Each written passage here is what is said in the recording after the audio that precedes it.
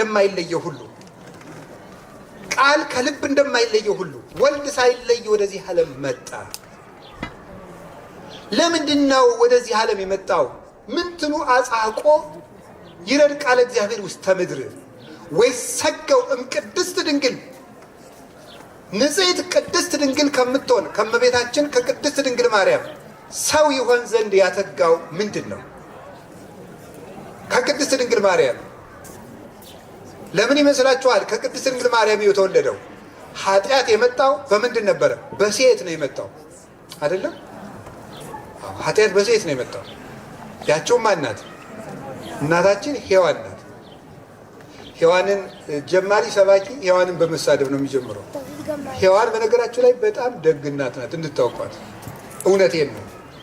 አሁን እኛ የምናውቀው ኃጢአቷን ነው። ንስሐ ገብታ ግን ክርስቶስ እንዲወለድ እንዳደረገች አታውቁ? ንስሐ ገብታ አልቅሳ እኮ ነው ቃል ኪዳን የተሰጣት ከአዳም ጋር። አሁን እሷ ጸድቃለች፣ ለእኛ ይብላን እንጂ እሷ ገነት ውስጥ ነው ያለች። ዝም ብሎ ሔዋንን ሲሳደብ ይውላል ሰው ሁላ። እሷ ገነት ገብታ ብርሃን ለብሳ ነው ያለችው ዛሬ። ደግሞም ለልጆቿ እያለቀሰች ነው። ኦ አዳም ምን ተረሰይናከ፣ ኦ ሔዋን ምን ተረሰይናኪ ይላል ቅዱስ አትናቴዎስ በቅዳሴው። አዳም ምን አደረግን፣ ሔዋን ምን አደረግን ሲልና እናንተስ ብርሃን ለብሳችኋል፣ ጸድቃችኋል፣ እናት አባትን መውቀስ አይገባም። እኛን ልጆቻችሁን ግን በልዓተና ኃጢአት እንደ እሳት በላችን፣ ለእኛ ለምኑልን፣ እናንተንስ ልንወቅሳችሁ አይገባም ብሎ ይናገራል ቅዱስ አትናቴዎስ። እና እናታችን ሔዋን እኔ እንደው ሔዋን በአንድ በኩል መከራዋ ያሳዝነኛል። እኔ እውነቴን ነው የምነግራችሁ። ከአዳም ጋር ስትጣላ ሁሉ በጣም ነው የምታሳዝነኝ። አሁን የዛሬ ሚስት ቢከፋት ላጎቷ ትደውላለች። ሔዋን ቢከፋት የት ትሄዳለች? ሰው የለ፣ ዘመድ የለ፣ አማቶች የሉ፣ እናት አባት የለ፣ ጎረቤት የለ፣ ወንድም የለ። ቢከፋትም ብቻዋን። ያው አዳም ነው የነበረው። አዳምም እንደዚሁ መጠጊያ የለውም ብቻውን። እና እነዚህ በሴት ጆሮ በኩል ነው ሐዘን የመጣው። በሴት በኩል ሐዘን እንደመጣ በሴት ጆሮ ደስታ መጣ። ያቺ ሴት ማን ናት? እመቤታችን ቅድስት ድንግል ማርያም። በሴት ጆሮ እርግማን ወረደ። በሕማም ለኒ ወሊደኪ ይኩን ምግባይኪ ሀበምትኪ፣ በጭንቅ በስቃይ በጋር ተሰቃይተሽ ውለጅ፣ ወልደሽም ፈቃድሽ ወደ ባልሽ ይሁን፣ አዳም ወደ መሬት ግባ ተብሎ ፍርድ መጣ። ድህነት ደግሞ በሴቲቱ ጆሮ መጣ። ምን ተብሎ መጣ? ሔዋንን ከነ ልጆችሽ እዘኝ የሚል ቃል በጆሮ አገባ። ደስ ይበልሽ የሚል ቃል በድንግል ማርያም ጆሮ መጣ። ዛሬ ያ ደስታ ነው መስቀል ላይ የዋለው። እመቤታችን ለዚህ ነው መሐዘ ፍስሐ የምንላት፣ የደስታችን መፍሰሻ የምንላት። መልአኩ ቅዱስ ገብርኤል ደስተኛይቱ ሆይ ደስ ይበልሻል። ያን ጊዜ እግዚአብሔር የሰውን ወገን አከበረ። ደስታችን ክርስቶስ በሴቲቱ ጆሮ በኩል መጣ። ደስታችንም እሱ ነው። ለምንድን ነው ከቅድስት ድንግል ማርያም የተወለደው? ምን ሊያደርግ ነው? የሰው ልጅ ሊሆን ይመጣ። እናንተ አሁን የሰው ልጅ ቆይ እግዚአብሔር ያሳያችሁ። እናንተ የድሃ ልጅ መባል ትፈልጋላችሁ? የድሃ ዘር መባል ትፈልጋላችሁ? እንዲህ አሁን የእኛ ዘር ትልቅ ነው እያልን አይደለም ወይ እየተላለቅን ያለ? የድሃ ዘር አባትህ ዘር ድሃ ነው መባል ትፈልጋላችሁ? ክርስቶስ እኮ የድሃ ልጅ ሊባል ነው የመጣው። ቃል የድሆች ልጅ ሊሆን እፎ ቤተ ነዳይ ሀደረ ከመ ምስኪን። እንዴት ነው እንደ ድሃ እንደ ምስኪን ከድሃ ቤት ያደረ? እንዴት ነው? ጥቀ እጹብ ውቃፊ አንበሳ ባበራከ በጊት ጻዳ። ግሩም ነው። አንበሳውን ነጭ በግ ታቀፈችው ይላል አባ ጊዮርጊስ። አንበሳን በግ ሲታቀፈው አይታችኋል? አይሆንም። ድንግል ማርያም ግን አደረገችው። እሳት ወበረድ ሀብሩ ባህዱ ህላዌ፣ በረዶና እሳት አንድ ላይ አደሩ። አይገርማችሁም? በረዶ እሳቱን ሳያጠፋው፣ እሳቱ በረዶውን ሳያቀልጠው፣ እሳትን የታቀፈ ከድንግል ማርያም በቀር ማንም የለም። እግዚአብሔርን የተቀበልንባት አዳራሽ እመቤታችን ናት። እግዚአብሔር እንግዳ ሆኖ ወደዚህ ዓለም መጣ። እኛ ልፍለጋ እማን ቤት ይደር? የማን የተነጠፈ ቤት አለ? የማን ጉድፍ የሌለበት ቤት አለ? የድንግል ማርያም ሰውነት ብቻ ንጹሕ አዳራሽ ነበር። እርግማን የሌለበት ነውር የሌለበት አቀባ ጰራቅሊጦስ እንከርሰ እማ ወይ ረኩሰት በምንትኒም ዘፈጠራ መንፈስ ቅዱስ ከእናቷ ማህፀን ጀምሮ የጠበቃት ምንም ነውር የሌለባት እንዴት ነው ከእናቷ ማህፀን ስትከፈል እርግማን ያላረፈባት? ቅዱስ ዮሐንስ አፈወርቅ እንደሚናገረው ከመእምጽውር ጽሩየ ገብራ ይላል። ወርቅ ከጭቃ ሲገኝ ጭቃነት እንደሌለበት ከተረገመው ትውልድ ስትገኝ እርግማን ያላረፈባት። ቅዱስ ያሬድ ደግሞ እንደሚለው ጽጌ ሃይማኖት ዘጸገየት በማእከለ አስዋክ በሾህ መካከል የተገኘች የሃይማኖት አበባ ይላል። ጽጌረዳ ታውቃላችሁ አይደለም? አበባ አለ። አበባው ላይ ሾህ አለ። አበባው ላይ ዙሪያው ነው አይደለም ያለው? አበባው ላይ ከሾሁ መካከል ወጣ፣ አበባዋ ግን እሾህ የለባትም። ስለዚህ ቅዱስ ያሬድ ምን አለ? እሾህ ያለው በእኛ ላይ የነበረው እርግማን እና ጉስቁልና ነው። ከጎሰቆለው ባህሪ ተገኝታ ጉስቁልና የሌለባት እርግማን የሌለባት አንዲት ንጽሕት ተገኘች። እግዚአብሔር ሰውን ለማዳን ወደዚህ ዓለም መምጣት ነበረበት። ለምን? ምክንያቱም ሰው በድሏል። ሰው ከበደለ ሰው ለእግዚአብሔር ካሳ የእርቅ መስዋዕት ማቅረብ ነበረበት። ያንን መላእክት እንዳያቀርቡለት መላእክት ሰው መሆን አይችሉም። መልአክ ሰው መሆን አይችልም። ለምሳሌ ምን ቀለል አድርገው ጦጣ መሆን የሚችለው ምን ብቻ ነው? ጦጣ ነው። ዝንጀሮ ምን ሆኖ መኖር ብቻ ነው የሚችለው? ዝንጀሮ። ሳር ምን ብቻ ሆኖ ይኖራል? ሳር። መልአክ ምን ሆኖ ይኖራል? መልአክ። መልአክ ሰው መሆን ይችላል? አይችልም። ስለዚህ የበደለ ሰው ነበር። ካሳው መቅረብ ያለበትስ በምን ባህሪ ነው? በሰው። መልአክ ደግሞ ሰው መሆን አይችልም። ነቢያት ሰው ሆነው ለምን አያድኑንም? ወንጀለኛ ለወንጀለኛ ዋስ መሆን አይችልም። እነሱም በርግማን ተይዘዋል። የቀረን ማን ነው? እግዚአብሔር ነው። ሌሎቹ አሁን በዚህ ያሉ ወገኖቻችን እስራኤላውያን አይሁድም ክርስቶስ ሰው መሆኑን ማመን ያቃታቸው ለምንድን ነው? አንደኛው በእርግጥ ቅናት፣ በጣም በዚህ ዓለም ላይ ከባድ ኃጢአት ቅናት ነው። ቅናት ሰው የሚያውቀውን እውቀት እንኳን እንዳያውቀው ያደርገዋል ይላሉ ሊቃውንት። ይገርማል እኮ የተማርከው እውቀት ያልተማርከውን ያህል እስኪጠፋ ድረስ የሚያበላቸው ማን ነው? ቅናት ነው። አንዱ ቅናት ነው ይሄንን ያደረገ። ምስጢሩ ግን ዛሬም ያሉ ሰዎች፣ የዛን ጊዜ የነበሩትም አይሁድ፣ ዛሬም በዓለም ሁሉ ያሉ ሰዎች ኧረ ዝም ብላችሁ ተቀመጡ፣ እንዴት ያለ ቀልድ ነው የምታወጉት? ደግሞ እግዚአብሔር ሰው ይሆናል እንዴ ይላሉ። አዎ ይሆናል። እንዴት ሊሆን ይችላል? ሁሉን ስለሚችል። እስኪ ሁሉን ስለሚችል በሉ። አንድ ከክርስትና እምነት ውጭ የሆነ ሰው እግዚአብሔር ሰው ሊሆን እንዴት ይችላል ብሎ ቢጠይቃችሁ መልሳችሁ ምንድን ነው? ሁሉን ስለሚችል ሰው መሆንም ይችላል። እስኪ በሉ ሁሉን ስለሚችል በሉ ሰው መሆንም ይችላል። አረ እንደው አትቀልዱ ይላል። እግዚአብሔር በዚህ ዓለም መጣ ትላላችሁ? እንደው አታፍሩ? በዚህ ዓለም ተመላለስ ትላላችሁ? በዚህ በኃጢአት በበዛበት ዓለም አልገባቸውም እንጂ የፕላቶ ፍልስፍና ነው። ኒዮፕላቶኒዝም የሚባል ሁለተኛው ክፍለ ዘመን ላይ የነበረ ምንፍቅና ነበር።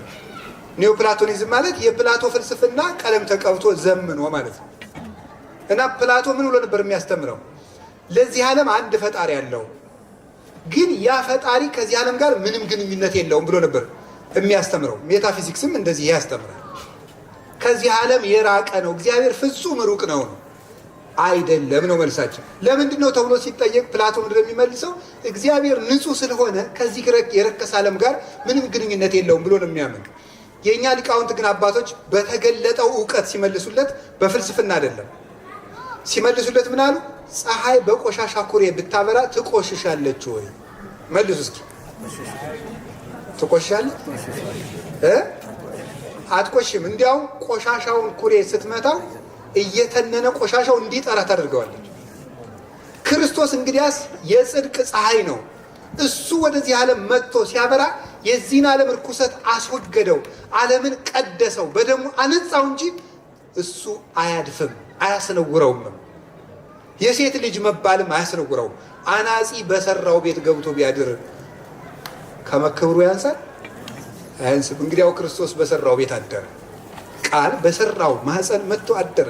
ይህም ነውር ያሰኘው እግዚአብሔር በፈጠረው ዓለም እንዲሁም ቅዱስ አትናቴዎስ ይላል እግዚአብሔር የዚህ ዓለም ፈጣሪ መባል ካላፈረ እዚህ ዓለም መጥቶ መወለድ አያሳፍረው። አሁን እኛ ብንሆን እኛ እንደ እግዚአብሔር ያለ ስልጣን ቢኖረን እናንተ አሁን ትልን የፈጠረው አቶ ገሌ ነው ብትባሉ ደስ ይላችኋል? እኔ ጅል አልሰራውም ነው የምንለው። እንዲሁ ትልልቁን እኔ ሰርቸዋለሁ ልንል እንችላለን። ጅሉን ግን አሁን ይህን ጅል እንትን አሁን አይጥን የፈጠራት መባል ትፈልጋላችሁ? እናንተ ትባላት ትፈልጋላችሁ? አትፈልጉም እንዴ? እንዲሁ አሮጌ ቀሚስ የለበሰች አክስታችን ራሱ ዘመድ አይደለች ማለት የምንለው ስለምናፍር ማለት ነው። ታዲያ አሁን አይጢቱን እኔ የፈጠርኳት እግዚአብሔር የአይጥ ፈጣሪ ሲባል እንኳን አላፈረም።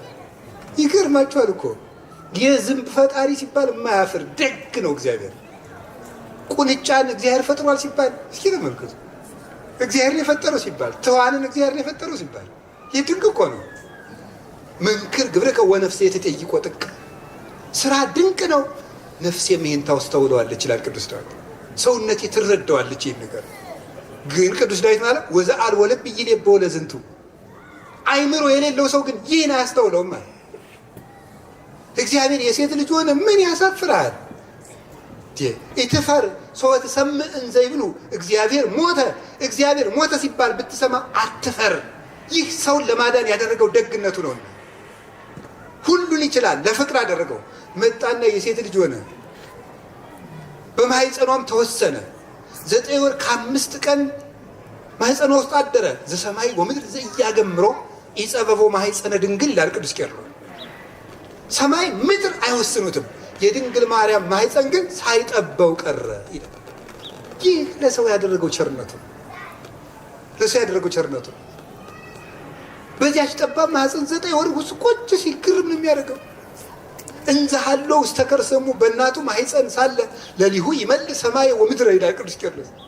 በሰማይና በምድር በአየርና በእመቅ መልቶ ነበረ። ውቅያኖስን በፍኙ ይሰፍረው ነበረ። ከእናቱ ማህፀኑ ነው። ዘይስእሎሙ ለሕፃናት በውስተ ማህፀን ሕፃናትን በእናታቸው ማህፀን ቀርጾ ልሉህ ውሃ የነበሩትን በአጥንት በጅማት በስር በቆዳ አጽንቶ የሚያስብ አይምሮ ያላቸው ሰዎች ነው እንዲወለዱ የሚያደርግ እርሱ ይለት ጽንሱ ነው በድንግል ማርያም ማህፀን አደረ። ተወልደ በአምሳሊከ ከመ ይለድከ በአምሳሊሁ አንተን እሱን አስመስሎ ሊወልድህ እሱ በአንተ አምሳል ተወለደ ይላል አረጋዊ መንፈሳዊ ቅዱስ አትናቴዎስ ይላል። አንተን እንደሱ ሊያደርግህ እሱ እንዳንተ ሆኖ መጣ። ቅዱስ ጎርጎርዮስ ዘንዚናዙ ሃይማኖተ አበው ምዕራፍ 61 ላይ ሲናገር ምን ይላል መሰላችሁ? ቀዳሚስ ወሀበነ አርአያሁ ክብርተ አስቀድሞ እግዚአብሔር በከበረች አርአያው ፈጠረናል። ኦሪት ዘፍጥረት ምዕራፍ 1 ቁጥር 26 ላይ የተሰጠነን መልኩን ሰጥቶ ፈጠረን። ነሳይኩ አርአያሁ የሱን መልክ እኔ ተቀበልኩት ወይ አቀብክዎ እኔ ግን ያን የሰጠኝን መልክ መጠበቅ አቃተኝ። ነሳ አርአያዬ እሱ ግን የኔን መልክ ይዞ መጣ። ምን ሊያደርገኝ? ወረሰዮ ሕያው ቅዱሰ ሕያው ቅዱስም አደረገው አለ። እሱ የኔን አካል መጣ። እኔ የእሱን መልክ ሰጥቶ ፈጥሮኝ የእሱን መልክ መያዝ በአቅቶኝ እንስሳ ብሆን አለ። መዝሙር 48 ቁጥር 12 ላይ ሰብእሰን ዘክቡር ውእቱ ኢያእመረው ኮነ ከመ እንስሳ ዘአልቦ ልብ ሰው ክቡር ነበር አላወቀም፣ ልብ እንደሌላቸው እንስሳት ሆነ ተብሎ ተጽፏል። እኔ ልብ እንደሌላቸው እንስሳ ሆንኩኝ። እሱን አስመስሎ ቢፈጥረኝ እኔ እሱን መሆን ቢያቅተኝ እሱን ወደ መሆን ሊመልሰኝ እሱ የኔን መልክ ይዞ መጣ ይላል። ያደረገልን ነገር ዘመዶቼ ስቅለቱ ብቻ አይደለም፣ ሰው መሆኑ ራሱ ድንቅ ነው። እናንተ የመልከ ጥፉ ልብስ መልክ መያዝ ትፈልጋላችሁ? በጣም ብዙ ልብስ ያላችሁ ሰዎች ስትሆኑ የሌላ የድሃ ድሪቶ መልበስ ትፈልጋላችሁ? ክርስቶስ እኮ የባሪያን መልክ ይዞ መጣ ነው የሚለው። የባሪያን መልክ ወነሳ አርአያ ገብር የባሪያን መልክ ይዞ መጣ። ድንቅ እኮ ነው። የድሆች ልጅ ተባለ። ዘመሃሮ ለአብርሃም ልሳነ ዕብራይስጢ ልህቀን ዘይትሚሃል ልሳነ ዕብራይስጢ ለአብርሃም የዕብራይስጥን ቋንቋ ያስተማረ እሱ የዕብራይስጥን ቋንቋ ፊደል እየተማረ አደገ። ይህልኛ ያደረገው ነው። እየለመን አደገ እኮ እንደ ሕፃን። እናቱ ስትጓዝ ወደ ግብፅ ስትሰደድ በመጠነ ብሲ በቆመ ብሲ የ2 ዓመት ሕፃን ሆኖ እናቱ እያገዘችው ምሕረ በገቦኪ ወምሕረ በዝባንኪ በጀርባዋ አዝላው ሲደክማት በጉያዋ ተይዘዋለች። ሲደክማት በእግሩ እንዲያግዛት ስትሄደው ሲደክመው የቀሚሷን ጫፍ ይዞ እንደ ልጅ ቀና ቀና ብሎ እያየ እያለቀሰ አደገ በየጥቂቱ። ይህ ለኛ ያደረገው ነው። ይህን አደረገ ሳል ከዛ ተወልዶ በየጥቂቱ አደገ። 30 ዓመት ሞላው። ምንትኑ አጻቆ ይረድ ቃለ እግዚአብሔር ውስተ ምድር ወይሰገው እምቅድስት ድንግል ወይ ጠብለል በአጽርቅት በጨርቅ ይጠቀለል ዘንድ ምን አተጋው? ቀራንዮን ብቻ ዛሬ ስቅለትን ብቻ አይደለም እናስበው፣ በጨርቅ መጠቅለሉንም አንዘነጋም። የእናንተ ልጆች ሲወለዱ ስንት ነገር የሚደረግላቸው አሁን አታዩት? አስቀድሞ ለእናቲቱ የሚሆን የገንፎ ነገር ተፈጭቶ ይሆናል ብዬ ነው እኔ አላውቅም በእውነት መቼም ግን መፈጨቱ አይቀርም። ለገንፎ የሚሆን ስንዴ ምን አስቀድሞ ነው የሚዘጋጀው። የልጁ ልብስ ሁሉ ነገር ተዘጋጅቶ ነው የሚያልቁ። አምላክ ሰው ሆኖ ሲወለድ ምንም የተዘጋጀ ነገር አልነበረም። ለእናቱ እንኳን የምትወልድበት ሜዳ አልነበራትም። እናንተ እኮ ከመውለዳችሁ በፊት ሰወልድ እያላችሁ የምትደግሱት ማለት ነገር ነው የሚኖረው። ሳስበው ለሱ ምንም ባዶውን ጭራሽ ደግሞ ሄዶ በከብት በረት ተወለደ። ወይት ወደ ውስጥ ተጎል። ለምንድነው ከብቶች በረት ተወለደው? እኛ እንስሳ ሆነን ነበርና ከእንስሳነት ላወጣችሁ መጣው ለማለት በእንስሳት ማለት ተወለደ። ብርሃን ዘይታጸፍ ብርሃናተ ተጠብለለ በአጽርቅት ብርሃናትን እንደ መጎናጸፊያ የሚለብስ እሱ እናቱ ጨርቅ አለበሰችው፣ አውራ ጣቱን አሰረችው። ይህ ሁሉ ያተጋው ምንድን ነው? ወይቱ ሀሊበ እማጥባት ብእሲት ከቅድስት ድንግል ማርያም ጡት ለምኖ ይጠባ ዘንድስ ያተጋው ምንድን ነው? ወይ ጠመቅ በውስተ ዮርዳኖስ በዮርዳኖስ ይጠመቅ ዘንድስ ምን አተጋው? ተመልከቱት ትትናውን። ንጉሥ ሲሆን በባሪያው እጅ ነው የተጠመቀ። ፀሐይ ወደ ኮከብ ነው ሄደው። ንጉሥ ወደ ለሌው ነው ሄደው። ወደ ማን? ወደ ዮሐንስ። አቤት እኮ እንዲሁ አሁን የእኛን ትቢትና የእሱን ትትና ስናስተያየው ሰማይና ምድር እኮ አፍ አውጥተው ያለቅሳል። ያለብን ትቢት። እናንተ እኮ ጥቂት ብር ማጠራቀም ሲጀመሩ ንስሐ አባታችሁን እንደ ሎሌ ነው የምታዙት። ክርስቶስ ወደ ዮሐንስ ሄደ። እናንተ እኮ ትንሽ ካላችሁ ንስሐ አባታችሁን በቃ ይውጡ ውረዱ። እንዲሁ ችግር ነው እኮ ወይስ እንዳትቆሩ ድሃ ያርጋችሁ እግዚአብሔር ነውስ ደግሞ ታውቁበት። በቃ እንደው እውነቴን ነው። ካህን እንደው ከምዕመናን እጅ አይውደቅ። ከወደቀ ኩራታችሁ መከራ። አንዲት ውለታ ከዋላችሁለት፣ ቤት ከሰራችሁ የምን ቤት ነው? ካርድ ከሞላችሁለት ትቢታችሁ አያስቀምጥም። አባ አቤት ቶሎ ይምጡ ትላላችሁ ብዬ ገምታለሁ ነው መቼ ስለ ያላየው ልንሰበ አምላክ ወደ ብሉይ ኪዳኑ ካህን ሲሄድ ስታዩ እናንተ ተለምናችሁ ምንድነው ንስሐ ማትገባ? ምንድነው ንስሐ ማትገቢ? ንስሐ አባቴ አይፈልጉኝም፣ አይደውሉልኝም፣ እንትን አይሉኝም። እንዲሁ እኮ ይገርማችኋል እኮ ለራሳችን ነፍስ እኮ ነው። እግዚአብሔር ወደ ፍጡር ካህን ሄደ። አይገርማችሁም? ይሄ ትዕቢታችንና የእሱን ትሕትና እስኪዩት። የብሉይ ኪዳን ካህኑን ሊጠመቅ እኮ ነው ሄደ። ወረፋ ጠብቆ እንደ ሰው ወንድለ ተጠምቆ ሁሉ ህዝብ ሰው ሁሉ ተጠምቆ ካበቃ በኋላ እናንተ ትንሽ ከተማራችሁ እንዲሁ ትንሽ በቃ እንዲሁ ከሁለተኛ ዲግሪ በላይ ካላችሁ ትንሽ ብር ካገኛችሁ አባ መጀመሪያ ያስቀድሙኝ ብዙ ነገር ትቼ ነው የመጣሁት አትሉ ትሉ ይሆናል። ይሄን ማስተካከል አለባችሁ። የእውነቴንም ነግራችሁ ለራሳችሁ የምትሰጡትን ክብር ማቆም አለባችሁ። ቤተ ክርስቲያን ስላሰራችሁ አንድ ነገር ስላደረጋችሁ እናንተ ለብቻ የሚሰጣችሁ ወንበር መፈለግ የለባችሁ። በፍጹም ለገዛ ነፍሳችሁ እኮ ነው። እስቲ እግዚአብሔር ያሳያችሁ። አንድ ሰው ለቤቱ ሽሮ ቢገዛ ምስር ቢያስፈጭ አጠቃላይ አስቤዛ ቢያሟላ አቶ ገሌ ጎበዝ ጎበዝ ጎበዝ ጎበዝ አስቤዛ አሟላ ይባላል? ለገዛ ቤቱ ባደረገው ነገር ልናመሰግነው ነው? ይመሰገናል? አንድ ሰው ጥሩ ወጥ ሰርቶ ራቱን ስለበላ ልናመሰግነው ነው?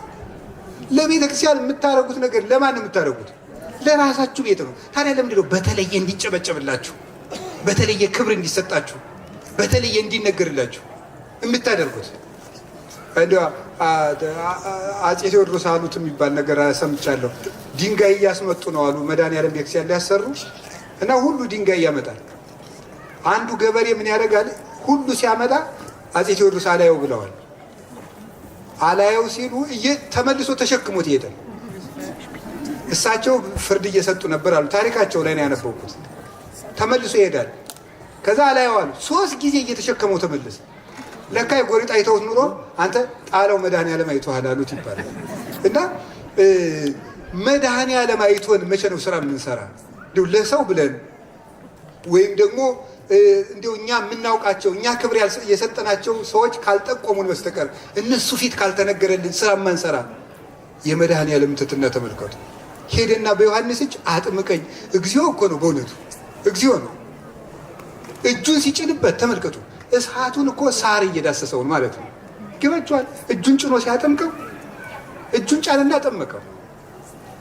ሀዲጎ ተሳወተ እሳተ ነገደ ቆመ ማእከለ ባሕር 99 መላእክትን ትቷቸው በባህር መካከል ቆመ። መላእክትን ትቷቸው ማለት ትቷቸው መጥቶ ማለት አይደለም። መላእክት መጠመቅ የማያስፈልገው ባህሪ ነው ያላቸው። ስለዚህ መጠመቅ የማይፈልግ የመላእክትን ባህሪ ተውና መጠመቅ በሚያስፈልገው በሰው ልጅ ባህሪ ተጠመቀ። ለሱ ግን ጥምቀት አስፈልጎት አይደለም። አጥምቀኒ በማይ ከመ ይትቀደስ ማይ አለው ይላል ቅዱስ ያሬድ። ውሃው እንዲቀደስ አጥምቀኛል። በባሪያው እጅ ተጠመቀ።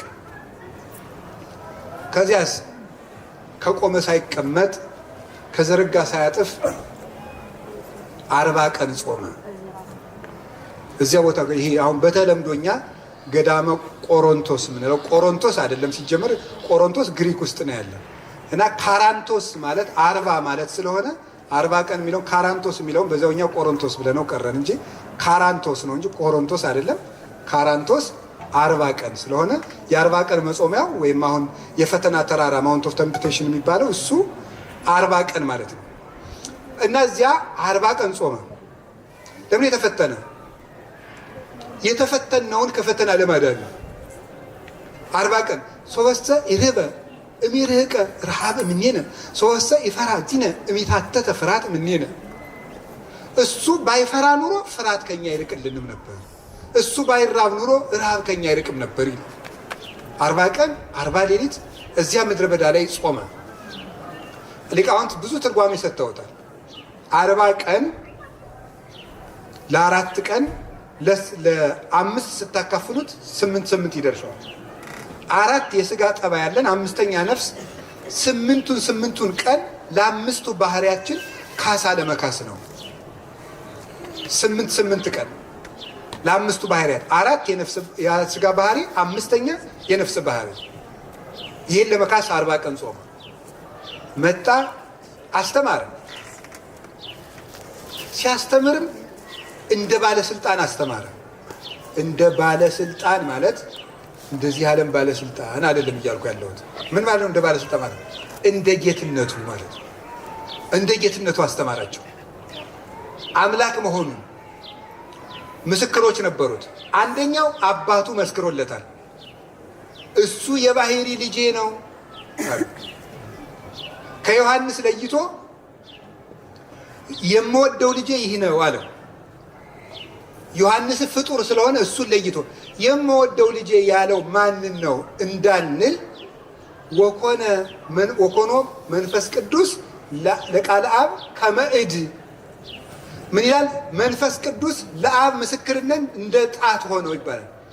አንተ ፈልጌ ያለው ይልና አንድ ሰው ሲል ማን ነው ይሄን ነው እንደሚለው ሁሉ አብ የምወደው ልጄ ይህ ነው ሲል የሚወደው ልጁ ደግሞ የትኛው መሆኑን ለማመልከት መንፈስ ቅዱስ ይሄን ነው ዮሐንስን አይደለም ብሎ ከጌታ ላይ አረፈ። ስለዚህ የአብ የባህሪ ልጅ እግዚአብሔር መሆኑ ተመሰከረለት። ሁለተኛ ራሱ በትምህርቱ መሰከረ ሲያስተምር። ነቢያት ከመዚህ እግዚአብሔር እግዚአብሔር እንዲህ ብሏችኋል እያሉ አስተማሩ። እሱ ግን ምን እያለ አስተማረ? እኔ ግን እላችኋለሁ እያለ። ነቢያት እግዚአብሔር እንዲህ ብሏል ብለው ሲያስተምሩ፣ እሱ ግን እኔ እላችኋለሁ እያለ። ማቴዎስ ወንጌል ምዕራፍ 5 ላይ አንብቡት ሙሉ። እኔ ግን እላችኋለሁ፣ እኔ ግን እላችኋለሁ አንሰ ብለክሙ ሙሉ አንድ ሁለት ሶስት ልበላችሁ። እኔ ግን እላችኋለሁ ሰማይክሙ ዘተበለ ለቀደምትክሙ አፍቅር ቢሰከ ወጽላ ጸላይተከ፣ ወዳጅህን ውደድ ጠላትህን ጥላ እንደተባለ ሰምታችኋል። ወአንሰ እብለክሙ አፍቅሩ ጸላይተክሙ፣ እኔ ግን እላችኋለሁ ጠላቶቻችሁን ውደዱ።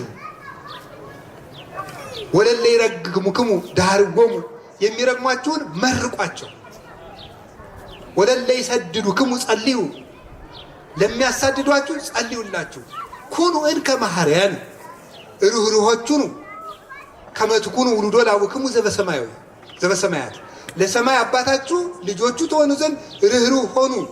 እስመ አቡክሙ ሰማያዊ ያሰርቅ ፀሐይ ላዕለ ጻድቃን ወኃጥአን ወላዕለ ሄራን ወእኩያን ወያዘንብ ዝናመ ላዕለ ጻድቃን ወኃጥአን ላዕለ ሄራን ወእኩያን።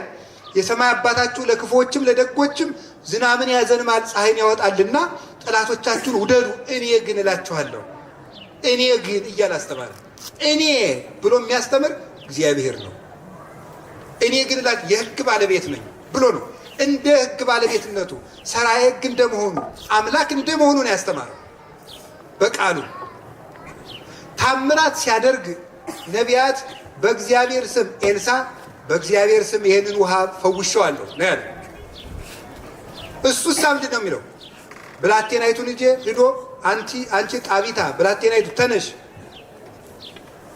ጎልማሳውን ሂዶ አንተ ጎበዝ ተነስ፣ ሉቃስ ወንጌል ምዕራፍ 7 ላይ አልዓዛርን ሂዶ አልዓዛር ና ወደ ውጭ ውጣ። በቃሉ አዞ ታምራት ያደርጋል። በስልጣኑ ታምራት ያደርጋል። ታምራቱ እንደ ነቢያት እንደ ሐዋርያት አይደለም። ትምህርቱ እንደ ነቢያት እንደ ሐዋርያት አይደለም ማለት በስልጣን ያስተማረው። እስመ ስማ ቃላት ይሁ ምግባሩ፣ ለተናገረው ቃል ስራው ምስክር ይሆንለታል። ይቤ አነ ፍኖት አለ፣ እኔ መንገድ ነኝ አለ። ወኮኖ ለዝንቱ ቃል ሃንካስ ሃይዎ፣ አንካሳው በእግሩ በመሮጥ እኔ መንገድ ነኝ ብሎ ላስተማረው ትምህርት ምስክር ሆነ። ይቤ አነ ውእቱ ሕይወት፣ እኔ ሕይወት ነኝ አለ። ወኮኖ አልዓዛር ሰማዕተ ተንሥኦ እምነ እሙታን፣ አልዓዛር ከሙታን ተለይቶ ተነስቶ ለዚህ ቃሉ ምስክር ሆነው ይላል። ለስራው ምስክር ነው። እኔ ሕይወት ነኝ አለ፣ አስነሳ። እንዲህ አድርጎ ህብስት እያበረከተ ጎባጣ እያቀና ነፋሳትን ተነስቶ እየገሰጸ ፍጥረታትን እያዘዘ አጋንንት እያስፈቀዱት በሪያዎች ለመሰማራት ሽባውን እየተረተረ የሰው ልብ በሰው ልብ ተሰውሮ የተነገረውን እያወቀ ሰው ፊትን ያያል እግዚአብሔር ልብን ይመረምራል ተብሎ ተጽፏል። አንደኛ ሳሙኤል ምዕራፍ 16 ላይ ሰው ፊትን ያያል እግዚአብሔር ልብን ያያል። ታዲያሳ ክርስቶስሳ እይፈቅድ እንግርው ወግእዞ ለሰብ እስመ ለሊሁ ያአምሮ ለሰብ ዮሐንስ ምዕራፍ 2 ቁጥር 28 ላይ የሰውን ፈቃድ ሊነግሩት አያስፈልገውም፣ እሱ የሰውን ልብ ሁሉ መርምሮ ያውቃልና እግዚአብሔር ነው። እግዚአብሔር ስለሆነ የሰውን ልብ ያውቃል። እንዲህ አድርጎ ጌትነቱን ገለጠላቸው። ከዚያስ ቀኑ በደረሰ ጊዜ ቅዱስ ሥጋውን ክቡር ደሙን ፈትቶ ትናንት የጸሎተ ሐሙስ ዕለት ሰጠ። የሐዋርያትን እግራቸውን አጠባቸው። 2 ደቀ መዛሙርትን የፋሲካ በዓል የማዘጋጅበት ቤት አዘጋጁ ብሎ ላካቸው። 2 ደቀ መዛሙርትን፣ ያ ቤት የማርቆስ እናት ቤት ነው ይላሉ ሊቃውንቱ። እዚያ ቤት ሄዶ የፋሲካውን በግ አዘጋጀ። የአይሁድ ፋሲካ ነበረ፣ ተዘጋጀለት። 2 ደቀ መዛሙርትን የላከ ውሃ የያዘ ሰው ታገኛላችሁ፣ እዚያ ቤት ፋሲካውን አዘጋጁልኝ አላቸው። ተዘጋጁ። ማርቆስ ምዕራፍ 14 ቁጥር 12 ጀምሮ ታገኙታላችሁ። ትናንትና ጸሎተ ሐሙስ ዕለት ፋሲካው ተዘጋጀለት። ፋሲካውን ለማዘጋጀት 2 ተማሪዎቹን ነው የላከ፣ ጴጥሮስና ዮሐንስ ናቸው። ለምን ይመስላችኋል? 4 ለምን አላከም? 5 ለምንድን ነው ያላከው? 6 ለምን አይልክም? 12ቱን ስለምን አይልካቸው? ለምንድን ነው 2 የላከው? ለምንድን ነው ውሃ የተሸከመ ሰው ሲያለው? መጽሐፍ ቅዱስ እናት በጣም ብዙ ነገር አድርጋ በአንድ መጠቅለያ እንደጠቀለለችው ስንቅ በጣም ብዙ ነገሮችን የያዘ ነው ለነፍሳችን። አስታውሎ የሚሄድ ሰው ግን ይመገባል። ሁለቱ ደቀ መዛሙርት የላከበት ምክንያት ፋሲካ የተባለ መሻገር ማለት ነው ፍቹ። ስለዚህ አዳራሽ አዘጋጁልኝ ማለት የሰውን ልብ አዘጋጁልኝ ነው። የሰው ልብ ለክርስቶስ ማዘጋጃ፣ ለክርስቶስ በዓል ማክበሪያ ነው። ሰምታችኋል። አሁን ትንሣኤ ደርሷል። ትንሣኤን ለማክበር ኢየሩሳሌም መጥታችኋል ሁላችሁም፣ እኔም መጥቻለሁ። አሁን ፋሲካውን ለማዘጋጀት አዳራሽ አዘጋጁልኝ ብሎናል።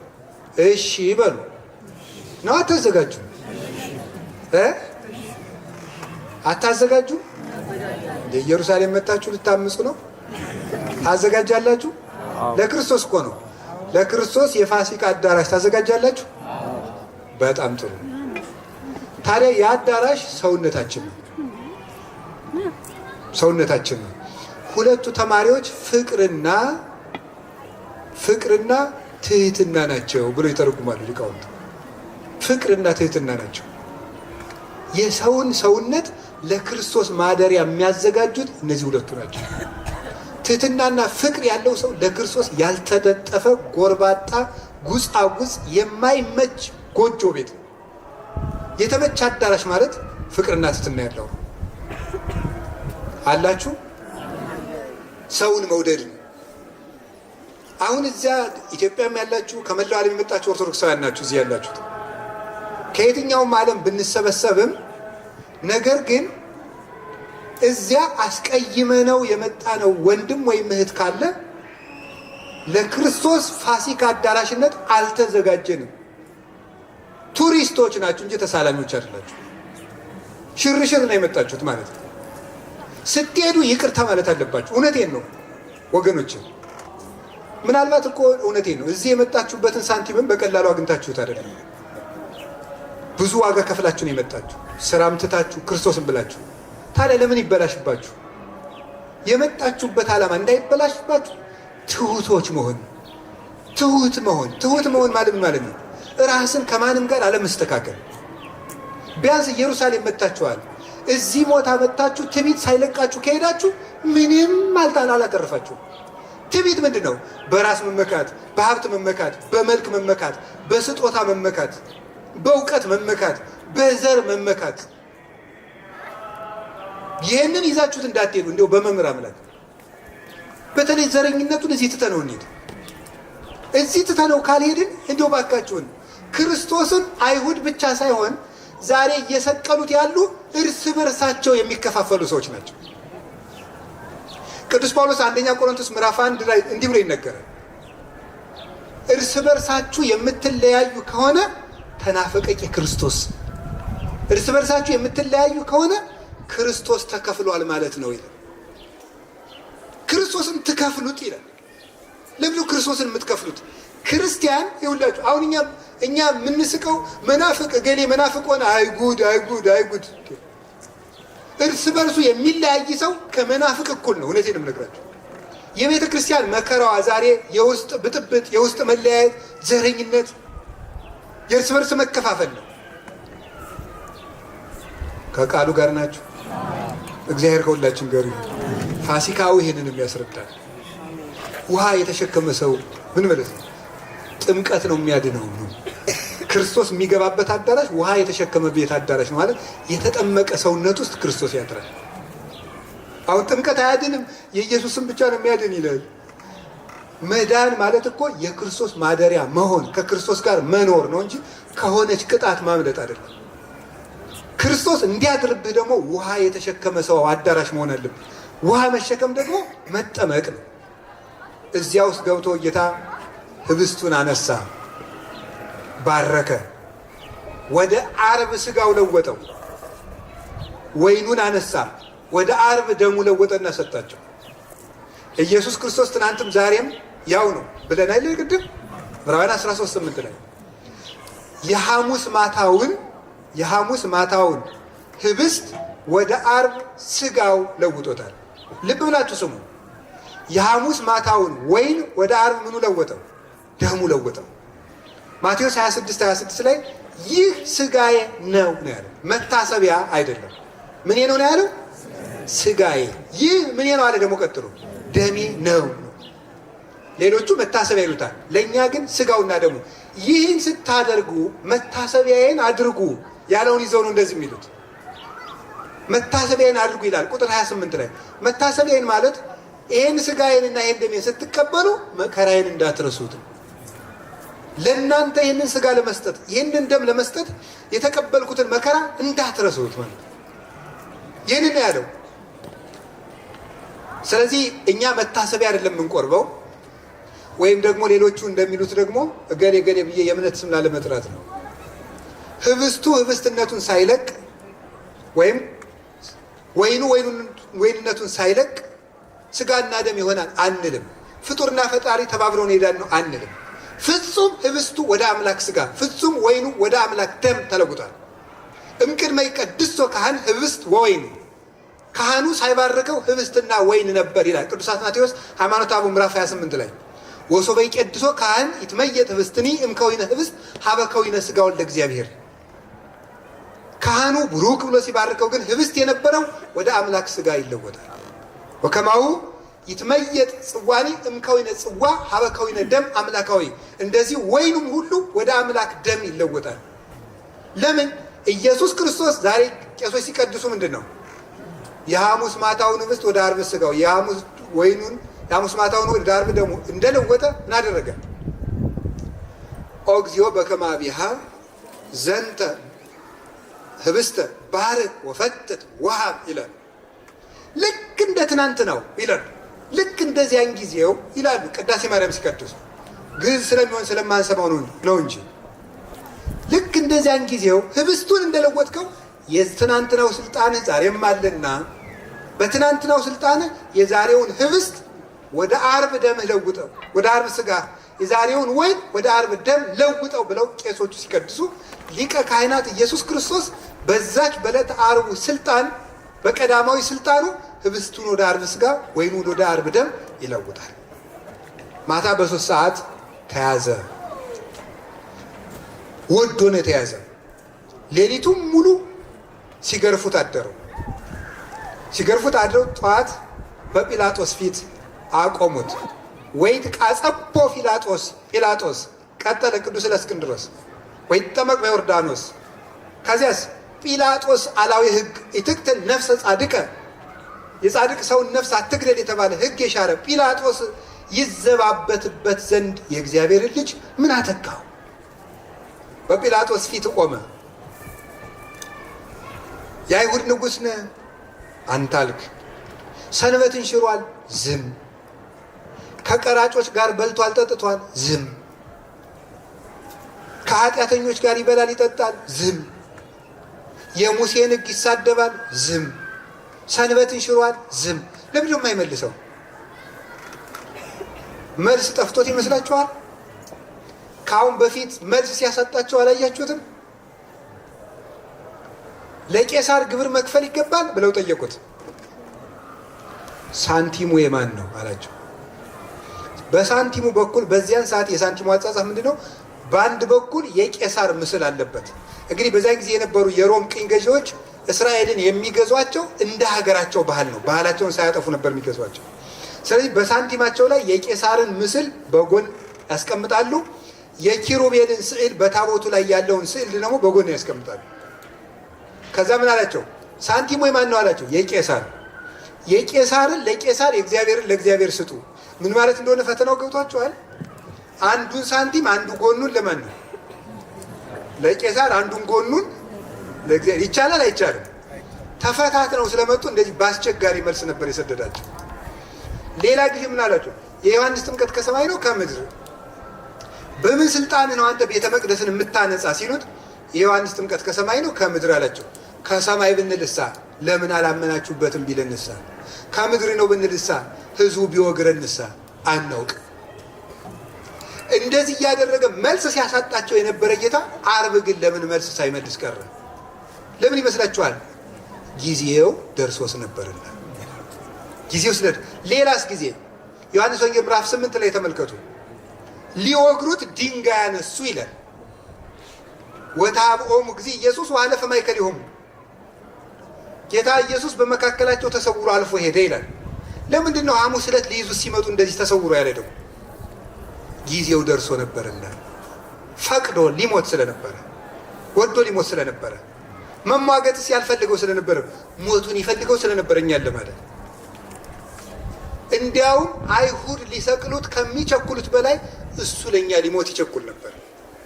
ሰውን ቶሎ ምህረት ሊሰጥ ይፈወድ ነበርና ፋይል እንግዲህ የማን ፋይል ነው? በአንድ ቀን ተከሶ በአንድ ቀን ለሞት ፍርድ የሚወሰነው የኢየሱስ ጌታችን ኢየሱስ ክርስቶስ ብቻ ነው። እንዲህ አይነት ፍርድ ያየ ለምንድን ነው? እሱም እንዲራዘም አልፈልግም። አዳም ቶሎ እንዲድን ይፈልግ ነበር። ቢያንስ እኮ ለሳምንት ይቀጠር ነበር። እንዳይቀጠር ዝም አለ። አንድ ነገር ብቻ ተናግሯል። ጲላጦስ የአይሁድ ንጉሥ ነህ አለው። አንተ አልክ። የእኔ መንግስት በዚህ ዓለም አይደለችም። የአይሁድ ንጉሥ ነህ ሲለው አንተ አልክ የሚለው ለምንድን ነው? የአንዲት ሀገር ንጉሥ የምታደርገኝ አንተ ነህ፣ እኔማ የዓለም ንጉሥ ነኝ እያለው። እቺ አሁን እስራኤል ስንት ናት? አሁን ያላት ህዝብ 7 ሚሊዮን አካባቢ ይመስለኛል። ከተሳሳቱ ታርሙኛላችሁ። መቼም ከዚህ አይበልጥም። 500 ሺህ ተጨምሩ እንደው እንጂ ወደ 10 ደረሰ። እንዲህ በጣም ተሳስቻለሁ። 10 ሚሊዮን ደርሷል። እንግዲህ ይሄን የምትይዝ ሀገር ናት እስራኤል። በጣም ትንሽ ሀገር ናት። የቀድሞ ግዛቷ ሊባኖስ፣ ዮርዳኖስ እነዚህ ሁሉ ሳሉ ሰፊ ነበረች እስከ ሲና በረሃ ድረስ። ታዲያ ይሄ ከሆነ የዚች ሀገር ንጉሥ የምታደርገኝ አንተ ነህ የይሁዳ፣ እኔማ የዓለም ንጉሥ ነኝ፣ የእኔ መንግስት ምድራዊ አይደለችም ብሎ መለሰለት። ሰማያዊ መንግስቱን ገለጠ። ጲላጦስ እንዲቀጻጸብበት ያደረገው ምንድን ነው? ወይስ ሰቀል ዲበ ዕፀ መስቀል፣ በመስቀልስ ይሰቀል ዘንድ ምን አተጋው? ያ ሁሉ መከራ የተቀበለው ለምንድን ነው ይልና አኮኑ ከመ ያድኅነነ ለለማሰነ፣ ጠፍተን የነበርነውን ሊያድነን ነው እንጂ ሌላ ለምንድን ነው ብዬ መልስልሃለሁ ይላል። መልሱ መለሰ። ይህ ሁሉ የተቀበለው ለምንድን ነው ሲባል እኛን ሊያድነን ነው። አሁን ያለንበት ሰዓት ከ6 እስከ 9 ሰዓት የተሰቀለበት ሰዓት ነው። ይህ ቤዛ የሆነበት ሰዓት ነው። ቤዛነቱ ምንድን ነው? እናታችን ሔዋን የዲያብሎስን ምክር ሰምታ ነበረ። ለዚያ ቤዛ ሊሆናት የአይሁድን ክስ በሙሉ ሲሰማዋል። እንደው 3 ሰው እንኳን ሲሰድባችሁ አትበሳጩ? ምን 3 ሰው? አንድ ሰው የስድብ ቴክስት ቢልክላችሁ ሁሉ ስትበጣበጡ አታድሩ? ጌታን ግን ይሰድበው የነበረው የአንድ ሀገር ህዝብ እኮ ነው። የአንድ ሀገር ህዝብ ጨርሶ ሲጣላ በጣም ነው የሚገርመው። ያን ሁሉ በጆሮ ሲሰማዋል። በዓይኗ ሔዋን በለስን እያየች ጎምጅታ ነበረ። በዓይኑ የአይሁድን ማስፈራራት ሲያይላቷል። ከዚያስ በለስን ቆርጦ ለመብላት ወደ በለስ በእግሯ ሂዳ ነበረ። እግሩን ተቸነከረላት። ለዚህ ቤዛ ሊሆን በለስን በእጇ ቆርጣ ነበረ። እጁን ተቸነከረላት። በአፏ በልታው ነበረ። ሐሞት ጠጣላት። በለስን በልታ ተራቁታ ነበረ። እርቃኑን አለላት። ይህን ቤዛ ሊሆን ነው የመጣው። የተሰበሰብነው ለዚህ ነው ወገኖች። እንዲህ ለሆነልን አምላክ ቢያንስ ራሳችን መግዛት አለብን። ፍቅር እንደዚህ ነው። እንደሱ ያለ ማን አለ? በእውነት ሰው ቢወድ እኮ ልብስ ቆርሶ እንጀራ ቆርሶ ነው የሚያበላው፣ ወይ ልብስ ቀዶ ያለብሳል። ስጋውን የሚቆርስ ግን ክርስቶስ ብቻ ነው። ደሙን ሰጥቶ እናንተ አለ ቅዱስ ጳውሎስ እንኳን ለጠላት ለወዳጅስ የሚሞት ይገኛል አለ። የለም እሱ ግን ጠላቶቹ ስንሆን ለእኛ ሊሞት መጣ። ኦ ለዝንቱ ምስጢር ሐዲስ ዘይትነገር ዘቦቱ እለእስክንድሮስ ሲናገር ለማይነገር ለዚህ አዲስ ምስጢር አንክሮ ይገባል። ለማይነገር አለ። በጌትነቱ ሞት ለማይነገርለት፣ ስድብ ለማይነገርለት፣ መራቆት ለማይነገርለት፣ ሰው ስለሆነ ግን ለሚነገርለት ለዚህ ምስጢር አንክሮ ይገባል። ኮነንወ ለመኮንን የሚፈርደውን ዳኛ ፈረዱበት። ወለዘይ ፈት የማይሰራ ኃጢአት አሰርዎ ከኃጢአት ማሰሪያ የፈታውን እሱን አሰሩታል። ልጄ ኃጢአትህ ተሰረየልህ፣ ልጄ ኃጢአትሽ ተሰረየችልሽ ይላቸው። በሰላም ሂጂ አልፈርድብሽም እያለ ያሰናበታቸውን፣ አልጋህን ተሸክመ ሂድ ያላቸውን ህብስት አበርክተው ያጠገቡ እነዚያን እጆች አሰሯቸው። ቅን የሚፈርደውን አምላክ ፈረዱበት። እጆቹን እግሮቹን ቸነከሯቸው። ይህን ሲያደርገዋል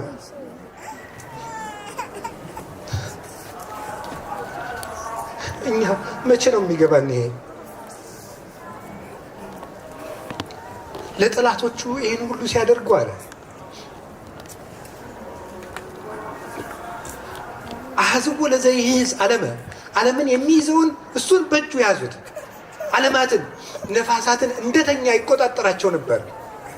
ባህሩን ነቅቶ ይገስጻቸው ነበር። ሞትን የገዛ ልብሱ ይፈራዋል። በሽታ ከጥላው የተነሳ ይደነግጥለታል። አጋንንት ለመሰማራት እንኳን ቃሉን ይፈልጋሉ። ይህንን አምላክ እጁን እግሩን ሲያስሩት ሲቸነክሩት ዋሉ። የሚቸነክሩትን እጆች በዝናብ አብቅሎ በፀሐይ አብስሎ የሚመግብ አምላክ ነው። ራሱ ባበላቸው እጆች ነበር ሲቸነከር የዋለ። እኛ አንድ ቃል ለተናገረን ሰው እንኳን ይቅርታ ማድረግ አንፈልግም። እሱ በፈጠረው ባበላው ባጠጣው እጅ እየተቸነከረ እባክህን አባቶ ይቅር በላቸው ብሎ ይለምንላቸዋል። ይህን አደረገ። ዘይመውት ሞተ፣ የማይሞተው እሱ ሞተ። አንከሩ ሀራ ልዑላን፣ ሊቃነ መላእክት በሰማይ አደነቁ፣ እንዲህ ያለ ፍቅር አለ ብለው። ወተደሙ መላእክት በማድነቅ በመደነቅ ባንክሮ በተደሙ ዝም አሉ ይላል። ከሚያመሰግኑት ምስጋና የተነሳ ልቡናቸው ጸጥ አለ፣ ህሊናቸው ሁሉ። ለከ ኃይል ክብር ወስብሐት ወእዘዝ እስከ ለዓለም፣ ለከ ጽን፣ ለአንተ ኃይል ጌትነት፣ ጽን መንግስት ይገባሃል እያሉ ከመስቀሉ ስር ተረበረቡለት። እንደ ሻሽ ተነጠፉለት፣ እንደ ግንድ ተረበረቡለት፣ እንደ ቅጠል ረገፉለት መላእክት። ይህንን ያደርግ ለዚህ አንክሮ ይገባል። ወአንከሩ አንስርተ ፍጥረታት፣ በአራቱ ማዕዘን ያሉ ፍጥረታት በሙሉ መሰከሩ። በዚህ አሁን በቆምንበት ሰዓት ከ6 ሰዓት እስከ 9 ሰዓት ባለው ሰዓት ውስጥ ፀሐይ ብርሃን ለሳልክብኝ አምላክማ ላንተ እርቃንህን አልገልጥም ብላ ፀሐይ ጸልመ ወርቅ ደመ ኮነ ወከዋክብት ወርቁ ፍጡነ ከመ ይራዩ እርቃኖ ለዛ አልበሶሙ ብርሃነ። ፀሐይ ጨለመ፣ ጨረቃም ደም ለበሰች፣ ከዋክብትም ረገፉ፣ ብርሃን ያለበሳቸውን ጌታ እርቃኑን እንዳያዩ ይላል። ከ6 ሰዓት እስከ 9 ሰዓት መሰከሩለት ፍጥረታት በሙሉ። ፈለግሰ ይሰጥቃ ለምድር፣ ከአንተ የሚፈሰው ደም ምድርን ይሰነጥቃታል እንደተባለ አለት የጌታን ደም መሸከም አቅቶት ተሰነጠቀ። ቅዱስ ዮሐንስ አፈወርቅ ይላል አለት የክርስቶስን ደም መሸከም አቅቶት ሲከፈት የአይሁድ ልብ ግን እንደተዘጋ ዋለ ይላል። አለት እንኳን በተከፈተበት ቀን የተዘጋ ልብ እንደምን ያለ ጨካኝ ነው። አለቱ ተሰነጠቀ ደሙን ፈርቶ። የቤተ መቅደስ መጋረጃ ተከፈተ። ጌታዬ አንተ ነህ፣ ንጉሴ አንተ ነህ፣ መሰረቴ አንተ ነህ፣ አንተ እየሞትክ ክብር የለኝም ብላ ምኩራብ መቅደሷን ልብሷን ገፋ አዘነችለት። አምላኬ አምላኬ ለምን ተውከኝ ባለው ቃል ከመስቀሉ ስር 500 ሙታንን ጠርቶ አወጣቸው። በዚህ ቃሉ ነው የጠራቸው ይላል ቅዱስ ኤፍሬም ሲተረጉም ወንጌሉን። አምላኬ አምላኬ ለምን ተውከኝ ሲል ከመቃብር ውስጥ ያሉትን ሙታን በዚህ ቃሉ ጠርቶ አወጣቸው፣ በደሙን ቀደሳቸው። ምድር ተነዋወጸችለት፣ መንግስቱን ገለጠ። አርአየ ስልጣኖ ላይ ለሞት፣ በሞት ላይ ስልጣኑን ገለጠ፣ መንግስቱን ገለጠ። ክርስቶስ በመስቀል ላይ ጌትነቱን ገልጦ ነው ያለ። አናፍርበትም። ጳውሎስ ሙቁሁ ለእግዚእነ ኢየሱስ ክርስቶስ፣ የክርስቶስ እስረኛ ከመሆን ከኔ ከጳውሎስ የተላከ መልእክት ይላል።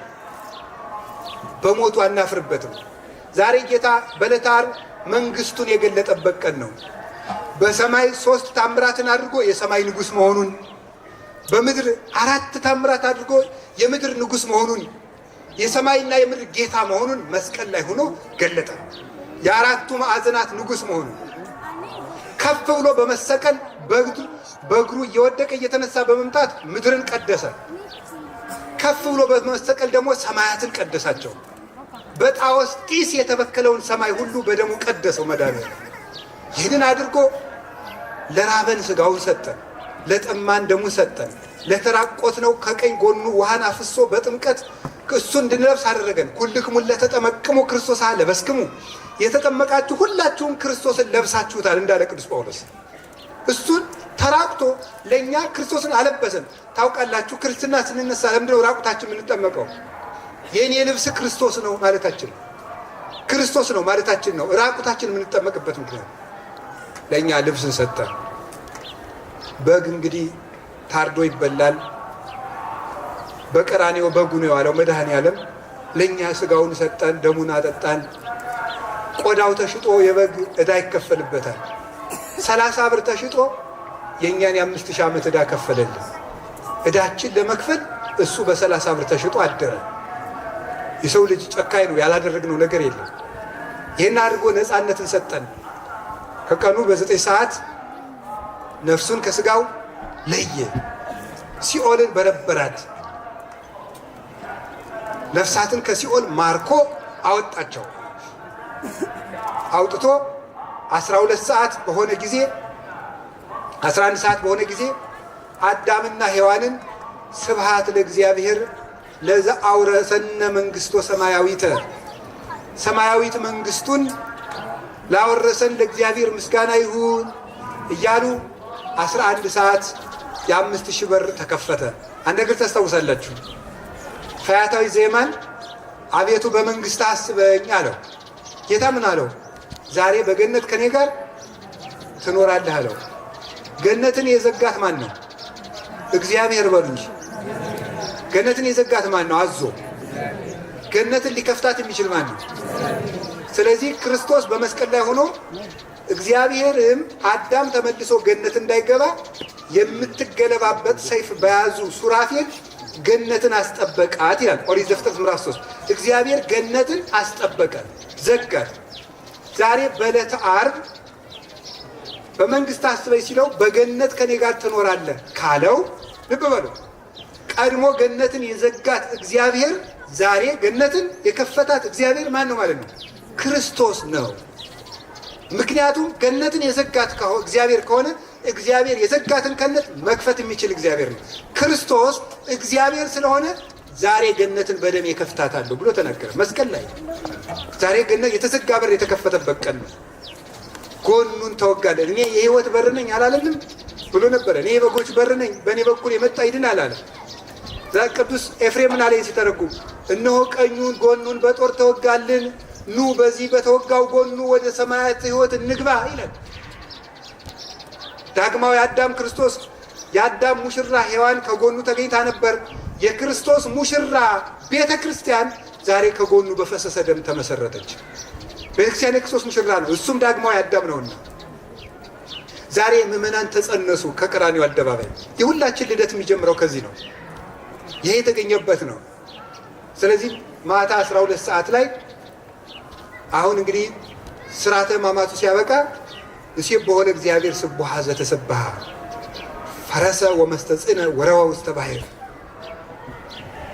ፈረሰኛውን ከፈረሱ ጋር ወደ ባሕር ወርውሯልና የተመሰገነ እግዚአብሔር እናመስግነው ተብሎ በጸናጽል በከበሮ የሚመሰገንበት ምክንያት እስራኤል ፈርዖን ሲሰጥምላቸው ኤርትራን ሲሻገሩ እግዚአብሔር እንዳመሰገኑ ሁሉ እኛ ደግሞ ከሲኦል ወደ ገነት ዛሬ ያሻግሮናልና ስብሐት ለእግዚአብሔር ለዘአውረሰነ መንግሥተ ሰማያዊተ ብለን እንዘምራለን። ከዚህ በኋላ እንግዲህ 33 ሰዓትን ከ9 ሰዓት ጀምሮ እስከ እሑድ ድረስ እስከሚነሳበት ድረስ 33 ሰዓት ይሆናል። በዚህ ዓለም የኖረው ስንት ዓመት ነው? ከነፍሳት ጋር ደግሞ ስንት ቀን ይቆያል? ስንት ሰዓት ይቆያል? 33 ሰዓት ይቆየና ይነሳል። ለእነሱም ደግሞ እኩል አብሯቸው ቆየ፣ በነፍስ ማለት ነው። በዚህ የተደረገው ነው። ከዚያ በኋላ ጌታችን ይነሳል። የትንሣኤን እናገራለን። እንግዲህ የእግዚአብሔር ቤተሰቦች የእግዚአብሔር ቃል ወደዚህ ዓለም ይወርድ ዘንድ ምን አተጋው? እኛን ለማዳን ነው የተጋው። እንግዲህ እዚህ የተሰበሰብንበት ምክንያት ዛሬ በተለይ ቀራንዮ ዓርብ ስትሉ የምንማረው ፍቅርን፣ ይቅርታን፣ ስጦታን ድንግል ማርያምን ከመስቀሉ ስር ተቀብለናል እና ቅዱስ ሥጋውን ክቡር ደሙን ነው። አንድ ሰው አልቆርብም ካለ ክርስቶስ እንደሞተለት መዘንጋቱ ነው እና ለቅዱስ ሥጋው ለክቡር ደሙ ተዘጋጁ። እኔም ትምህርቴን ስጨርስ ነው ማይሌቱም የተጀመረው። ያስተማረን እግዚአብሔር ክብር ምስጋና ይግባው። ባፈሰሰው ደግሞ ይቅር ይበለን መድኃኒዓለም። ስብሐት ለእግዚአብሔር። ይቆይ። ቃለ ሕይወት ያሰማልን፣ ተስፋ መንግሥተ ሰማያትን ያወርስልን፣ አባታችን በእድሜ በጤና ይጠብቅልን። እንግዲህ መቼስ ፈቃዳቸው ከሆነ አንድ ጉባኤ ይኖረናል ብለን እናስባለን። በተለይ እዚህ ኢየሩሳሌም የምንኖር እድሜ ይስጥልን አባታችን። አሁን ስርዓተ ስግደቱ እንግዲህ የ9 ሰዓቱ ቀጥሏል። ሁላችሁም ባላችሁበት ሆናችሁ መስገድ ትችላላችሁ። ከአዲስ አበባ ወይም ከአሜሪካ ከየትም ዓለም የመጣችሁ ስርዓተ ምንኩስ